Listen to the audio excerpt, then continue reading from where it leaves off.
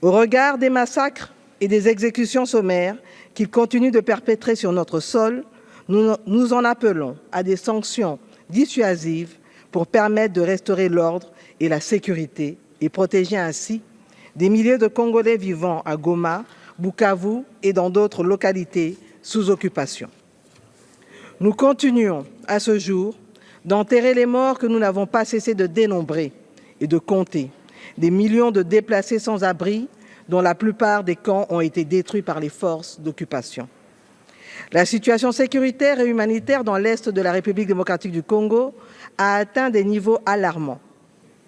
Selon les chiffres du ministère de la Santé, depuis le mois de janvier 2025, le conflit a provoqué, entre autres, la mort de plus de 7000 compatriotes, dont plus de 2500 corps enterrés sans être identifiés et plus de 1500 corps traînent encore dans les morgues. Plus de 215 cas de choléra identifiés et plusieurs cas de Mpox non pris en charge avec risque d'expansion. La destruction de plus de 90 sites, 90 sites d'accueil des déplacés internes, des attaques contre les hôpitaux et entrepôts humanitaires. Plus de 450 000 personnes, selon l'ONU, sont sans abri, nourriture et eau. Plus de 27 millions sont en besoin d'assistance humanitaire et plus de 2,8 millions de déplacés internes en République démocratique du Congo et particulièrement à l'Est. Il m'est impossible de vous décrire les cris et les larmes de millions de victimes de ce conflit. Femmes, filles violées, enfants en relais de force, déplacés et orphelins.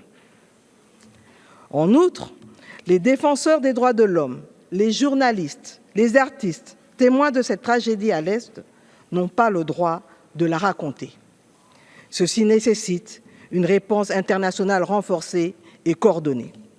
Nous appelons donc la communauté internationale à renforcer son soutien humanitaire, à fournir des ressources pour permettre une bonne prise en charge des milliers de blessés, de déplacés et de s'assurer du respect du droit international humanitaire, car ces principes sont essentiels pour sauver des vies et alléger la souffrance des Congolais.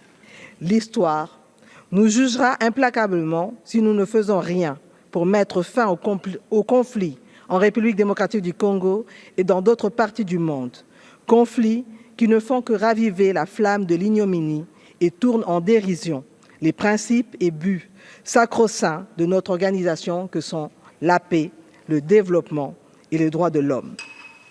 Nous pouvons changer le cours de l'histoire et nous en avons le devoir moral pour les générations futures. Je vous remercie.